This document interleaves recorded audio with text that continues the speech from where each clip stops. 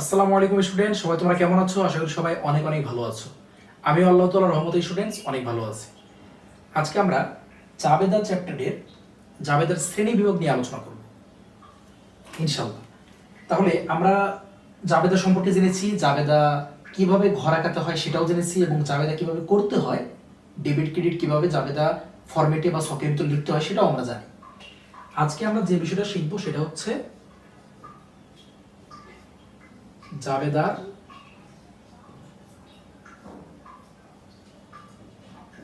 শ্রেণী বিভাগ।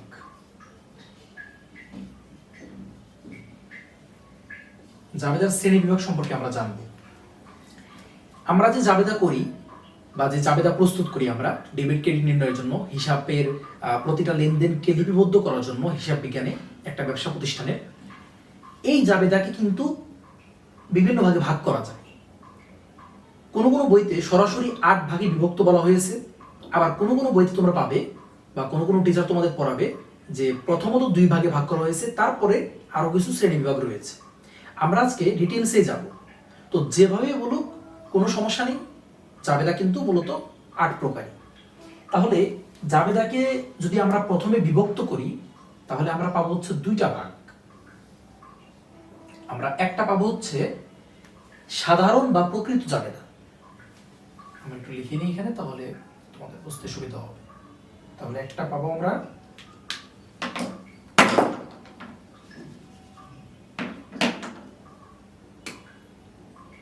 একটা পাচ্ছি হচ্ছে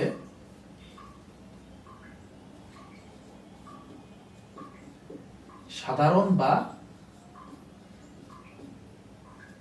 প্রকৃত জাবেদা। অন্যদিকে আমরা পাচ্ছি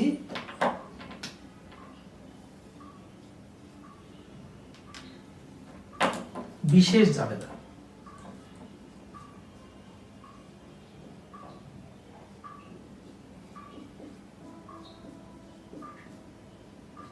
বিশেষ জাবেদা, তাহলে আমরা 2টা জাবেদা প্রথমে পেলাম। জাবেদাকে বিভক্ত করলে প্রথমত 2 ভাগে ভাগ করা যায়, একটা হচ্ছে সাধারণ বা প্রকৃত জাবেদা, আর একটা হচ্ছে বিশেষ জাবেদা। কেনই বা জাবেদার শ্রেণীবিভাগ প্রয়োজন? দেখো স্টুডেন্টস, আমরা যে জাবেদা তৈরি করি, সাধারণ যে ফরম্যাট রয়েছে জাবেদার, এই জাবেদার ফরম্যাটের মাধ্যমে আমরা যেটা করি, প্রতিটা লেনদেন, একটা ব্যবসা প্রতিষ্ঠানে যে সকল লেনদেন সংঘটিত হয়, প্রতিটা লেনদেনের ডেবিট এবং ক্রেডিট নির্ণয়ের মাধ্যমে লিপিবদ্ধ করে থাকি। এখন একটা খাতার ভিতরে, একটা ফরম্যাটের ভিতরে আমাদের সব ধরনের লেনদেন অন্তর্ভুক্ত, রাইট? ধারে পণ্য ক্রয়, নগদে পণ্য ক্রয়, ধারে পণ্য বিক্রয়, নগদ পণ্য বিক্রয়, সম্পত্তি ক্রয়, সম্পত্তি বিক্রয়, নগদের ক্রয় বিক্রয়, এরপরে তোমার আর কি রয়েছে, প্রাপ্য প্রদেয়, সকল ধরনের হিসাব কিন্তু আমরা একটা ভিতরে করে থাকি, একটা ফরম্যাটের ভিতরে, একটা ছকের ভিতরে করে থাকি। আমরা যেটা বিগত ক্লাসগুলোতে করে এসেছি জাবেদা। তো হিসাব বিজ্ঞানীরা দেখলো যে একটা ব্যবসা প্রতিষ্ঠানে যদি সব ধরনের লেনদেন একটা ফরম্যাটে লেখা হয় একটা বইয়ের ভিতরে, বইটার আকৃতি হবে বিশাল। কেন বিশাল হবে? আমরা তো সাধারণত 10টা, 20টা, 30টা, 5টা এরকম লেনদেন করে থাকি, জাবেদা নির্ণয় করে থাকি এরকম এই কয়েকটা লেনদেনের বইতে। বাট অ্যাকচুয়াল রিয়েল লাইফে যখন বিজনেস করা হয়, তখন কি আসলে এই কয়েকটা লেনদেন হয় একটা মাসে? না। তখন কিন্তু একটা মাসে একটা ছোট বিজনেস যদি হয়, সর্বনিম্ন কিন্তু 1000 অর্থাৎ 500 থেকে 1000-এর উপরে লেনদেন সংঘটিত হয় একটা মাসে, তাও বেশি, অনেক বেশি। আর যেগুলো বড় প্রতিষ্ঠান, ওগুলোতে তো মানে আনলিমিটেড ধরতে গেলে 10-20 হাজার, 30 হাজার, অনেক প্রতিষ্ঠান রয়েছে 1 লক্ষ এরকম ট্রানজাকশন হয়ে থাকে। তাহলে এই যে লেনদেনগুলো, এতগুলো লেনদেন হয় একটা বইতে যদি লেখা হয়, তাহলে কি হবে? বইটার আকৃতি বিশাল হয়ে যাবে, সেটা মেনটেনেন্স করতে অনেক কষ্ট হবে ব্যবসা প্রতিষ্ঠানে, অনেক সময় সাধ্য ব্যাপার, অনেক পরিশ্রমের ব্যাপার, কোনো কিছু খুঁজতে চাইলে ইজিলি খোঁজা যাবে না, অনেক ব্যাপার রয়েছে, তাই না? তাহলে আর একজন ব্যক্তি দ্বারা সংরক্ষিত হতে হবে, তাছাড়া তো একটা বইয়ে 2-3 জন ব্যক্তি কাজ করতে পারবে না। তো হিসাব বিজ্ঞানীরা বিবেচনা করলো যে এই জিনিসটাকে, জাবেদাকে আরো একটু সহজত কিভাবে করা যায়, আরো একটু সহজভাবে কিভাবে ব্যবসায়ীদের কাছে উপস্থাপন করা যায়, হিসাব জগৎটায় এই জাবেদাকে কিভাবে আরো সহজতরভাবে উপস্থাপন করা যায়। তারা এই কথাটা ভেবেই মূলত জাবেদাকে শ্রেণী বিভাগ জাবেদাকে বিভিন্ন ভাগে বিভক্ত করার সিদ্ধান্ত নিয়েছে। তাহলে প্রথমত যে কারণটা সেটা হচ্ছে কি, যাতে অনেক বড় বই না হয়ে যায়, যেটা মেনটেনেন্স করতে অনেক কষ্ট হবে।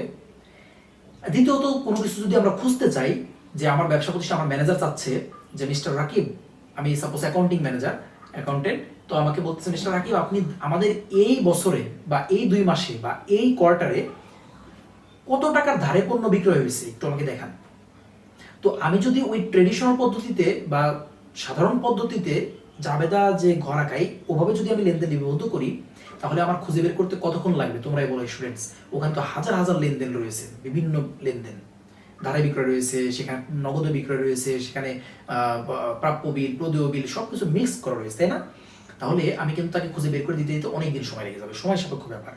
আর ম্যানেজার যে সিদ্ধান্তটা নেবে সেই সিদ্ধান্ত নিতেও কিন্তু অনেক সময় লেগে যাবে। তাহলে তো আমাদের যদি ধারে বিক্রয়ের আলাদা একটা সেপারেট বই থাকে, যে বইটাতে শুধু ধারে বিক্রয় লিপিবদ্ধ হবে, তখন ব্যাপারটা কিরকম হবে? তখন আমরা ইজিলি বইটা আনবো, হিসাবের ওই বইটা আনবো, স্যার এই যে আমার টোটাল এত টাকার ধারে বিক্রয় হয়েছে এই মাসে, এবং কার কাছ থেকে কিনেছি সব লেখা আছে। তাহলে ইজি হলো না ব্যাপারটা? এটা একটা এক্সাম্পল দিলাম তোমাদের।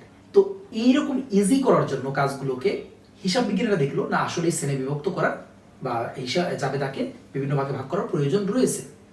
তাহলে এই প্রয়োজনীয়তা থেকেই কিন্তু 2টা শ্রেণী বিভাগে বিভক্ত করা হয়েছে। প্রথমত একটা সাধারণ বা প্রকৃত জাবেদা, আর একটা হচ্ছে বিশেষ জাবেদা। এখন এই বিশেষ জাবেদা থেকে কিন্তু আরো এই বিশেষ জাবেদা থেকে আরো 7টা প্রকার রয়েছে। তাহলে আমরা এখানে পেলাম 7টা, আমরা একটু পরে লিখবো 7টা, আর এ একটা 8টা, এ হচ্ছে 8 প্রকার। তো কোনো কোনো বইতে তোমাদের ডিরেক্ট 8 প্রকার লেখা থাকবে, সাধারণ বা প্রকৃত জাবেদা, এরপরে এই 7টা। বাট অনেক বইতে দেখবে তোমরা প্রথমত 2 ভাগে বিভক্ত করেছে, একটা সাধারণ আর একটা বিশেষ। সাধারণ বিশেষ তো আমরা বুঝি, সাধারণ মানে তো নর্মাল, সাধারণ জেনারেল যেটা কমন, আর বিশেষ মানে কি স্পেশাল। আমরা স্পেশাল কোনো জিনিসটাকে তখনই বলি যখন সেটাকে একটু স্পেশালভাবে বানানো হয়, একটু সেপারেট করা হয়, তাই না? তাহলে এই স্পেশাল বা বিশেষ জাবেদার ভিতরে 7টা জাবেদা বই রয়েছে। কি কি আমরা লিখি আগে, চলো। প্রথমে যেটা রয়েছে সেটা হচ্ছে ক্রয় বই। তাহলে ক্রয় বই। এরপরে দ্বিতীয় নম্বরে যেটা রয়েছে সেটা হচ্ছে বিক্রয় বই। বিক্রয় বই। তৃতীয়ত যেটা আমরা লিখবো সেটা হচ্ছে ক্রয় ফেরত বই। ক্রয় ফেরত বই। এরপরে চতুর্থ নম্বর বিক্রয় ফেরত বই।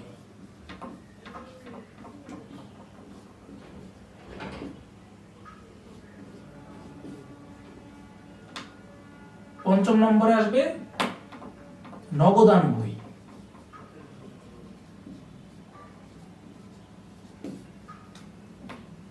ষষ্ঠ নম্বরে আসবে প্রাপ্য বিল বই।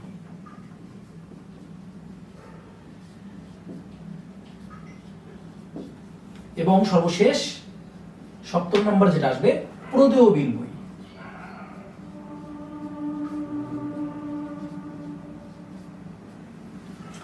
তাহলে দেখো স্টুডেন্টস, এখন একদম ক্লিয়ার হয়ে যাবে তোমরা। তাহলে আমাদের জাবেদা প্রথমত 2 ভাগে বিভক্ত করা হলো, সেটা কি সাধারণ জাবেদা আর একটা বিশেষ জাবেদা। এই বিশেষ জাবেদার ভিতরে রয়েছে 7টা জাবেদা বই। কেন বিশেষ বলা হলো একটু বুঝিয়ে বলি, তোমরা বুঝে যাবে। এই যে ক্রয় বই, বিক্রয় বই, ক্রয় ফেরত বই, বিক্রয় ফেরত বই, এই বইগুলো আলাদা করার কারণ হচ্ছে এই 7টা ধরনের হিসাব বা এই 7টা ধরনের 7 ধরনের লেনদেনগুলো ব্যবসায়ে প্রচুর পরিমাণে হয়, যেগুলো ব্যবসায়ীরা সবসময় দেখতে চায়, ব্যবসায়ীদের জানার প্রয়োজন হয় ব্যবসায়িক ডিসিশন নেওয়ার জন্য, সিদ্ধান্ত নেওয়ার জন্য, এবং এই লেনদেনগুলো সব থেকে বেশি সংগঠিত হয়, যার কারণে এগুলোই খোঁজার প্রয়োজন পড়ে বেশি। তো এগুলো যখন আমরা এই যে একটু আগে উদাহরণ দিলাম যে বিক্রয় ধারে বিক্রয় কত হয়েছে আমার দেখাও, আমার ম্যানেজার জিজ্ঞেস করবো, তখন আমরা কি করবো, এই বিক্রয় বইটা নিয়ে তার সামনে উপস্থাপন করে দেবো। আমাকে জিজ্ঞেস করলো এই মাসে আমাদের টোটাল নগদে কত টাকার মোট নগদ লেনদেন হয়েছে, তখন আমরা নগদ বইটা নিয়ে আমার ম্যানেজারকে দেখাই দিব। আমাকে বললো যে তাহলে আমাদের প্রদেয় বিল, অর্থাৎ কত টাকা আমরা দিব বলেছি এখনো দিইনি, প্রতিশ্রুতিবদ্ধ করেছি, তাহলে এই বইটা আমরা আমার ম্যানেজারকে দিয়ে দিব। তাহলে এই 60টা স্পেশাল কেন তোমরা কিন্তু এখন আশা করি ইনশাল্লাহ বুঝতে পেরেছো যে স্পেশাল কেন, কারণ এটার ভিতরে স্পেশাল ভাবে এই লেনদেনগুলো লিপিবদ্ধ করা হয়। আমরা সাধারণভাবে জাবেদায় যেভাবে লিপিবদ্ধ করি ওইভাবে না, একটু স্পেশাল ভাবে। তো আমরা যখন করব ধাপে ধাপে এই প্রতিটা বই, এগুলো তোমাদের ম্যাথ আসবে যে ক্রয় বই বের করো, বিক্রয় বই নির্ণয় করো, ক্রয় ফেরত বই নির্ণয় করো, লেনদেন দেওয়া থাকবে তোমাদের বের করতে বলবে। তো তখন কিন্তু আমাদের ম্যাথ করার মাধ্যমে শিখবো ইনশাল্লাহ। এখন আমরা জানবো যে এই প্রতিটা বইতে আসলে কি কি ধরনের লেনদেন লিপিবদ্ধ করা হয়। তো আমরা প্রথমে দেখতে পাচ্ছি ক্রয় বই। ক্রয় বইয়ের মাধ্যমে আমরা কিন্তু প্রথমে বুঝতে পারতেছি যেখানে সকল ধরনের ক্রয় জনিত লেনদেন লিপিবদ্ধ করা হয়, যত ধরনের ক্রয় রয়েছে। কিন্তু এর মধ্যে একটু ডিফারেন্স রয়েছে। ডিফারেন্সটা কি? এই ক্রয় বইতে যেহেতু স্পেশাল ভাবে এন্ট্রি হবে, এই ক্রয় বইতে শুধুমাত্র ব্যবসায়ের ধারে পণ্য ক্রয়, ব্যবসার যে পণ্যটা কিনে বেচা কেনা করে, যেটা ব্যবসায়ের মাল বা পণ্য আমরা বুঝি, তাই না? যেটা নিয়ে ব্যবসা প্রতিষ্ঠান বেচা কেনা করে, ব্যবসায়ের লাভ ক্ষতি সংঘটিত হয় যেটা বেচা কেনার মাধ্যমে, সেই মাল বা পণ্য ধারে যখন ক্রয় করা হবে শুধুমাত্র সেই লেনদেনগুলো এই ক্রয় বইতে এন্ট্রি হবে, নাম্বার 1। নাম্বার 2, বিক্রয় বই সেম। ব্যবসায়ের প্রতিষ্ঠানে যত ধরনের বিক্রয় হবে, অর্থাৎ মাল বা পণ্য বিক্রয় হবে, ধারে যে সকল লেনদেন থাকবে বিক্রয় জনিত, ধারে বিক্রয় মাল বা পণ্য, সেই লেনদেনগুলো আসবে বিক্রয় বইতে। সিম্পল। ক্রয় ফেরত বই, এই যে ধারে যত ক্রয় হবে সেই ক্রয় করার পর যদি ফেরত হয়, আবার বলছি ধারে যত ক্রয় হবে, নগদ কিন্তু এখানে আসতেছে না। কেন? এই যে নগদের জন্য স্পেশাল ভাবে একটা বই রয়েছে, এটার পরে আর তোমাদের কোনো প্রশ্ন থাকবে না যে ভাইয়া কেন তাহলে নগদ আসবে না। নগদের জন্য আলাদা একটা স্পেশাল বই হিসাব বিজ্ঞানীরা তৈরি করেছে, নো টেনশন। যত নগদ লেনদেন হবে সব এই বইয়ের ভিতরে। সুন্দর না? তাহলে ধারে ক্রয় পণ্য বা মাল ক্রয় বইতে, ধারে বিক্রয় পণ্য বা মাল বিক্রয় বইতে, ধারে ক্রয়কৃত পণ্য ফেরত দেওয়া হলে ক্রয় ফেরত বইতে, ধারে বিক্রয়কৃত পণ্য ফেরত আসলে বিক্রয় ফেরত বইতে। যত ধরনের নগদ লেনদেন রয়েছে ব্যবসা প্রতিষ্ঠানে সব নগদ লেনদেন আমরা এন্ট্রি দেব নগদান বইতে। প্রাপ্য বিল বই, যত ধরনের বিল রয়েছে যেগুলো আমরা পাবো এখনো পাইনি, সেই প্রাপ্য বিলগুলো এন্ট্রি হবে প্রাপ্য বিল বইতে। এবং যত ধরনের প্রদেয় বিল রয়েছে যেগুলো আমরা এখনো দেইনি বিলগুলো, বাট আমরা দিব, প্রতিশ্রুতি দিয়েছি, লিখে দিয়েছি, তাহলে সেটা আসবে প্রদেয় বিল বইতে। এই হলো 7টা স্পেশাল জাবেদা বই, ভেরি স্পেশাল জাবেদা বই। এতটাই গুরুত্বপূর্ণ যে তোমাদের মানে বলে বোঝানো যাবে না। তোমরা একটু হলেও আন্দাজ করতে পেরেছো যখন আমি ওই যে উদাহরণটা দিয়েছি, তোমাকে ম্যানেজার এসে বললো যে মিস্টার রাকিব সাহেব আমাদের ধারে বিক্রয় কত হয়েছে এই মাসে দেখান। তুমি সিম্পলি তোমার ধারে বিক্রয়ের দায়িত্বে যে অ্যাকাউন্টেন্ট রয়েছে, প্লিজ মিস্টার XYZ আপনার খাতাটা দিন, আপনার বইটা দিন, হিসাবটা দিন, আমি আমার স্যারকে দেখাবো। সো আপনি হচ্ছে সাপোজ সুপারভাইজার, মানে আপনার হচ্ছে সিনিয়র ম্যানেজার, তো আপনি তার কাছ থেকে বইটা নিলেন, এ দেখালেন। আর যদি এই স্পেশাল না থাকতো তখন আপনাকে ওই জাবেদা যেভাবে আমরা করি ওইটার ভিতর যে খুঁজে বের করে লিস্ট তৈরি করে হিসাব করে তারপর দিতে হতো। এখন অবশ্য আধুনিক যুগ, সবকিছু সফটওয়্যারের মাধ্যমে হয়, অনেক ভিন্ন, বাট জেনারেলি আগে যেমন করা হতো সেগুলো কিন্তু বইতে থাকে। তো এই 7টা বই গেল স্পেশাল। তোমাদের আর কোনো প্রশ্ন থাকবে না আশা করি, বুঝতে পেরেছো। তাহলে সাধারণ জাবেদাটা কি? অনেকে ভাবতেছো সাধারণ জাবেদা তাহলে ভাইয়া হয়তো ওই যে আমরা আগে যেভাবে করেছি ওইটা মেবি, অনেকে ভাবতেছো, বাট না, এখানে একটু পার্থক্য রয়েছে। পার্থক্যটা কি? আমাদের যত ধরনের লেনদেন রয়েছে সবই তো এন্ট্রি দিতে হবে, তাই না? আমরা যদি সাপোজ একটা লেনদেন ঘটছে যে আমরা ব্যবসা প্রতিষ্ঠানের ফার্নিচার বিক্রি করছি আমি, বা ফার্নিচার ক্রয় করছি আমার ব্যবসার জন্য, এটা তো আমার সম্পদ ব্যবসায়, কারণ আমার ব্যবসা, সাপোজ আমার ব্যবসা হচ্ছে মুদি দোকানে ফার্নিচার বেশ থাকে না, সাপোজ হচ্ছে তোমার ব্যবসাটা হচ্ছে ইম্পোর্ট এক্সপোর্ট, অর্থাৎ তুমি তোমার কি বলে যে তুমি মানুষকে পণ্য বিদেশ থেকে আমদানি করে এনে দাও। তো এই ক্ষেত্রে তো তোমার পণ্যটা তো আলাদা। সাপোজ তুমি হচ্ছে জুতা এনে দাও বিদেশ থেকে, পণ্য এই জুতা আমদানি করে তুমি বিক্রি করো, সাপ্লাই দাও। তো তোমার এখানে তুমি যে এখন একটা ফার্নিচার কিনো তোমার ব্যবসার জন্য, এটা তো তোমার পণ্য না, এটা কি সম্পদ। তো এই সম্পদটা ক্রয় করলাম, তাহলে এটা কোথায় যাবে? যদি ধারে ক্রয় করি এখানে যাবে না, এখানে তো শুধু পণ্য বা মাল যাবে, সম্পদ যাবে না। বিক্রয় যদি করি তাহলে এখানে শুধু পণ্য বা মাল, সম্পদ যাবে না, কোথায় যাবে? তো এই বিষয়টা হলো সাধারণ বা প্রকৃত জাবেদায়, এই বইতে, এটা একটা বই সাধারণ বা প্রকৃত জাবেদা বই, এই বইতে ওই সকল লেনদেনই যাবে যে লেনদেনগুলো তোমরা কখনো কোনোদিনও এই 60টার ভিতরে বসাতে পারবে না, বা বসাতে পারতেছ না, বা বসতেছে না। আন্ডারস্ট্যান্ড? অর্থাৎ এমন একটা লেনদেন আসলো, যেটা আমি একটু আগে বললাম, যে সম্পত্তি ক্রয় করছি ধারে, তাহলে কই যাবে? ক্রয় বইতে যাবে না, কারণ এখানে শুধু কোনো মাল বিক্রয় তো হবেই না, কারণ এটা ক্রয়জনিত। ক্রয় ফেরত হবে না, বিক্রয় ফেরত হবে না, নগদান হবে না, ধারে কিনেছি সম্পদ, প্রাপ্য বিল হবে না, প্রদেয় বিল হবে না। তাহলে কোথায় যাবে? এই যে এক্সেপশনাল কিছু লেনদেন রয়েছে, অর্থাৎ এক্সেপশনাল ভাবার দরকার নেই, এইটা মাথায় রাখবে, যে লেনদেনগুলো আমরা এই 60টা বইয়ের ভিতরে দিতে পারবো না, সেগুলোই যাবে সাধারণ বা প্রকৃত জাবেদা বইতে। সিম্পল, শেষ। এখন তোমাদের প্রশ্ন থাকতে পারে, ভাই এগুলো তো আর পরীক্ষা কিভাবে আসবে, বা পরীক্ষায় কি আমরা আগে জাবেদা যেভাবে প্র্যাকটিস করলাম ওইভাবে করবো, না কিভাবে করবো? মাথা তো গরমিল পেকে যাচ্ছে। কোনো গরমিল পাকার বিষয় নেই। তোমাদের প্রশ্নে উল্লেখ করা থাকবে, যদি বলা থাকে যে জাবেদা নির্ণয় করো, জাবেদা নির্ণয় করবে। সিম্পল। তোমাকে বলবে না যে জাবেদার শ্রেণী বিভাগ নির্ণয় করো, পরীক্ষায় এটা আসবে না। পরীক্ষায় আসবে ডিরেক্ট বলবে, লেনদেন দেওয়া থাকবে, আমরা যে প্র্যাকটিস করছি ওইভাবে, যে উপযুক্ত লেনদেনগুলো থেকে জাবেদা নির্ণয় করো, তখন জাবেদা নির্ণয় করবে যেভাবে আমরা জাবেদা নির্ণয় করেছি। সিম্পল।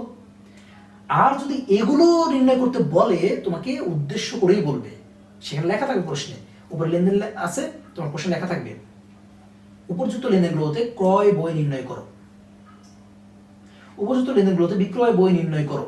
এই যে বই কথাটার সাথে লেখা থাকবে। শুধু প্রশ্ন থাকতে পারে যে মোট ক্রয় করেছে কত টাকা, এভাবে না, তোমাদের একদম স্পেসিফিক করে বলা থাকবে যে উপযুক্ত লেনদেনগুলো থেকে ক্রয় বই নির্ণয় করো, তখন তোমরা ক্রয় বই নির্ণয় করবে। ক্রয় বই কিভাবে নির্ণয় করতে হয় ভাইয়া, বিক্রয় বই কিভাবে নির্ণয় করতে হয় জানি না তো ভাইয়া, অনেকে জানো, অনেকে জানো না। আমরা সবই করবো ধীরে ধীরে, ধীরে ধীরে প্র্যাকটিস করবো, একদিনে তো আর সবগুলো সম্ভব না। তো একদম ইজি, চিন্তা করো, খুবই ইজি। একটা ক্লাস দেখাই দিব, ক্রয় বই দেখাইলে বিক্রয় বই ক্লিয়ার হয়ে যাবে, ক্রয় ফেরত বই দেখাই দিব, বিক্রয় ফেরত বই ক্লিয়ার হয়ে যাবে। এই নগদান, প্রাপ্য, প্রদেয়, এই 3টা বই আমরা একটু পরে করব, কারণ আমাদের প্রথমত এই 4টাই কাজে লাগবে।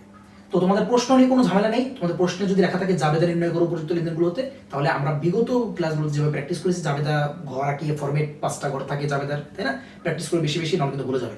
ওইভাবে আমরা নির্ণয় করব। আর স্পেসিফিক করে যখন বলা থাকবে ক্রয় বই নির্ণয় করো, তখন আমরা ক্রয় বই নির্ণয় করব, বিক্রয় বই নির্ণয় করো। তাহলে মনে রাখতে হবে, অবশ্যই মনে রাখতে হবে, বই খুলে দেখবে, পড়বে, তোমার ভিডিওটা দেখবে দরকার পড়লে। মনে রাখতে হবে, ক্রয় বই শুধুমাত্র ব্যবসা প্রতিষ্ঠানে পণ্য বা মাল ধারে ক্রয় করলে, সেই ধারে পণ্য বা মাল ক্রয় শুধুমাত্র ক্রয় বইতে আসবে। শুধুমাত্র ধারে পণ্য বা মাল বিক্রি করলে সেই লেনদেনগুলো আসবে বিক্রয় বইতে, নগদ আসবে না। তাহলে এগুলো মনে রাখতে হবে, ঠিক আছে? আবার সেই ধারে ক্রয়কৃত পণ্য যদি ফেরত দিই, ক্রয় ফেরত বইতে। এই যে স্পেসিফিক মানে আলাদা আলাদা করে বলা হয়েছে, স্পেশাল ভাবে বানানো হয়েছে, এগুলো মাথা মনে রাখতে হবে কেন স্পেশাল, এই কারণে। তাহলে এই কারণগুলো মনে রাখলে আর কোনো সমস্যা হবে না। আর মনে যদি না রাখো, তাহলে প্রবলেমটা হবে, এই ক্রয়ের ভিতরে নগদও ঢুকাইতে পারো, ধারেও ঢুকাই দিলা, সম্পদ ক্রয় করছে সেটাও ঢুকাই দিলা, তখন তো ভুল হবে। তাহলে এই হচ্ছে জাবেদার শ্রেণী বিভাগ নিয়ে একটা ডিটেলস আলোচনা।